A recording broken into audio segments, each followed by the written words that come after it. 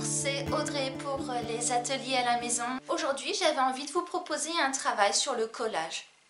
Le collage, c'est pour moi un moyen de s'amuser avec des textures, avec des couleurs et de pouvoir raconter quelque chose par l'image. Lorsque j'étais aux Beaux-Arts, j'ai énormément travaillé le collage. Ça me permettait de créer un visuel qui pouvait rassembler toutes mes idées. Que ce soit des idées d'un message, des idées par la couleur, des idées par la texture, des idées par une composition même abstraite. Ça permettait de faire une image d'une inspiration. L'idée de créer un collage permet aussi de se libérer du dessin. Le fait d'utiliser des images qui existent déjà mais de les associer avec d'autres idées permet de créer avec simplicité. Parfois le rendu est très intéressant parce que justement les personnes qui vont avoir des difficultés en dessin vont utiliser leur sensibilité d'une autre manière. Pour faire des collages, c'est simple, il vous suffit d'une paire de ciseaux, de la colle, du papier et de quelques magazines.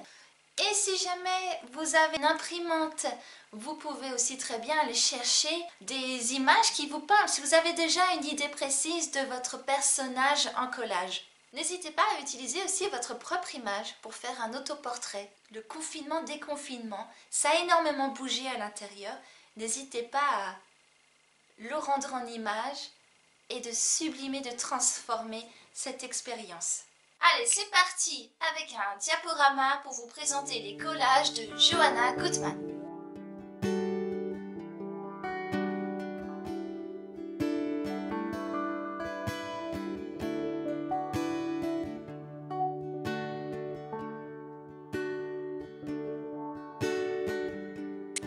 Ce collage-ci, pour moi, représente l'idée du confinement-déconfinement. Sur ce collage, on y voit un personnage central qui est composé d'une multitude de maisons. Ce personnage central semble être en mouvement dans un décor de végétation. Il semble vouloir sortir du cadre.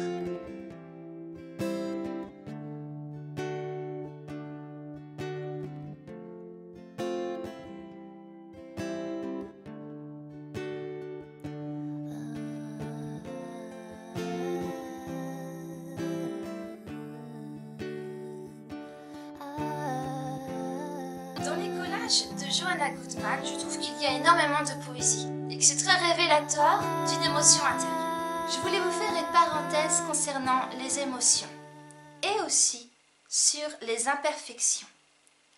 En tant qu'artiste, on veut toujours donner le meilleur de nous-mêmes. On veut toujours être au top. On veut toujours que notre travail soit reconnu comme un travail de qualité. C'est que dans un premier temps, ça doit vous plaire à vous. La créativité, c'est l'expression d'un style, votre style. Et vous êtes parfaitement unique. Qui vous êtes doit pouvoir s'exprimer à travers les arts ou autre chose avec votre cœur. Écoutez votre inspiration, écoutez les choix que vous faites dans vos couleurs, dans votre manière de faire. Tout cela exprime qui vous êtes. Parce que si vous n'existiez pas comme vous êtes, vous manqueriez à ce monde. Vous comprenez que qui vous êtes a une importance extraordinaire pour l'humanité. Vous êtes parfaitement imparfait. La perfection n'existe pas. Il y a dans la nature humaine des trésors d'imperfection. C'est ça qui va toucher ceux qui vont regarder votre production artistique. C'est ce qui va rendre votre travail vibrant. C'est là où est toute la beauté. C'est quand il y a une fragilité, quand il y a une humanité, que ça résonne en face. Qu'un travail bien exécuté, qui ne dépasse pas d'un cadre et qui se veut dans la démonstration d'un talent. Ce n'est pas ça qui est important. Alors bien sûr, vous ne plairez pas à tout le monde, mais ce n'est pas ça qui est important. Dans l'acte de créer, ce n'est pas le résultat qui compte. Ce qui compte vraiment, et j'y crois, c'est le moment où vous êtes vraiment en conversation avec vous-même. Quand vous créez, c'est l'instant présent qui compte, c'est le cheminement. Et pour revenir aux émotions, il se peut que parfois, lorsqu'on crée, une émotion arrive. Parfois, il y a de la colère. Parfois, il y a des larmes. Mais ces émotions-là, il faut les respecter. Il faut respecter l'acte de créer comme il vient là, parce que ça se débloque, parce que c'est beau, parce que tout ce que vous allez pouvoir mettre en émotion dans un travail, même si c'est une émotion de tristesse, c'est quand même beau, parce que vous transformez, parce que vous la rendez belle, et que comme vous l'extériorisez, elle n'a plus lieu de rester imprimée à l'intérieur. Elle est sublimée. Une émotion, c'est bien un mouvement intérieur.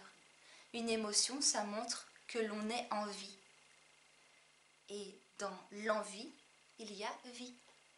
Donc ce qui résonne en vous montre que vous êtes vivant. Et dans l'acte de créer, il n'y a rien de plus beau que de se sentir en vie. Et même si elles sont à travers des émotions dites négatives. C'est pourquoi il ne faut pas chercher à être un technicien parfait. Parce qu'en réalité, ça ne sert à rien d'en mettre plein la vue aux autres avec quelque chose de presque parfait. Parce que ce n'est pas ça qui va toucher. Pour moi, ce n'est pas l'art. Là, c'est juste mimer quelque chose qu'on a déjà vu.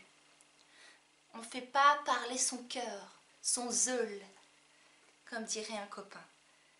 Ce qu'il faut faire, c'est vraiment être dans le respect de ce que l'on est et ce qui vient quand on le fait. Alors, on peut être dans le plaisir du moment présent, quand on est en train de peindre et que ça semble fluide, naturel, parce que là, ça nous convient. Super. Mais vivez-le aussi quand ça résiste, quand ça bloque.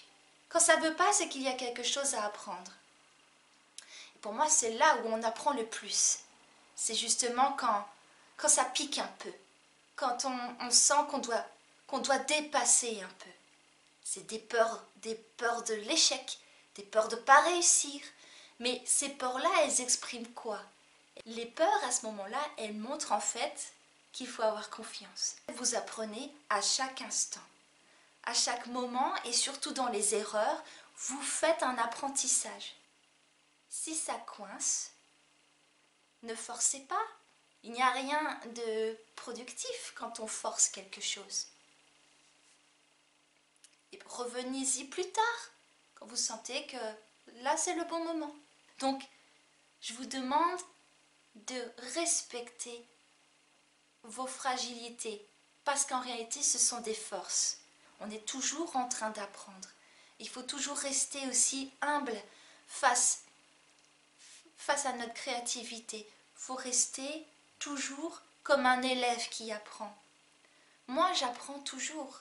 Je suis toujours remplie de doutes. Mais ces doutes-là, moi, je les remercie parce qu'ils me permettent d'avancer. Et même quand je suis pas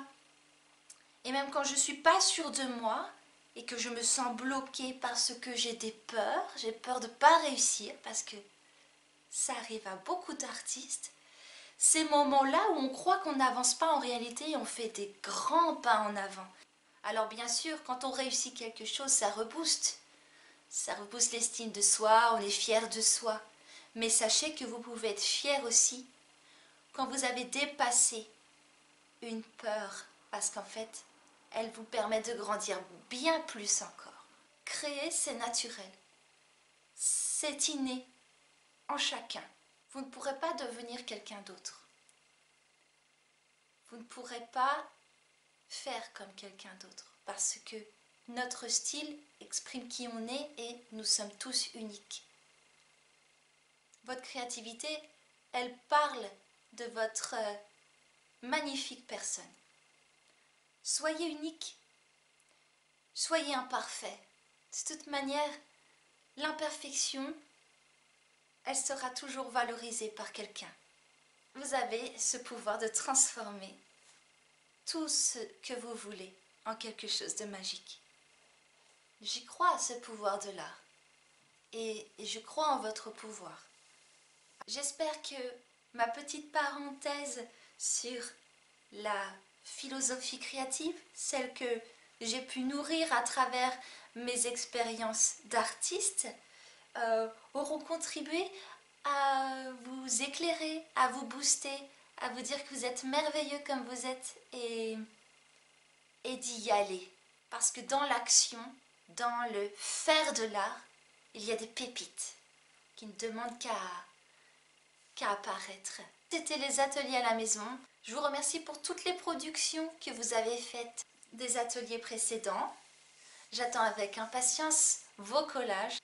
N'oubliez pas de rester parfaitement imparfait et d'être complètement humain, d'accepter les erreurs, les émotions qui viennent et d'exprimer votre grand potentiel de sensibilité. Je crois en vous, je crois en votre pouvoir créatif et je crois en votre talent. Je vous dis à très bientôt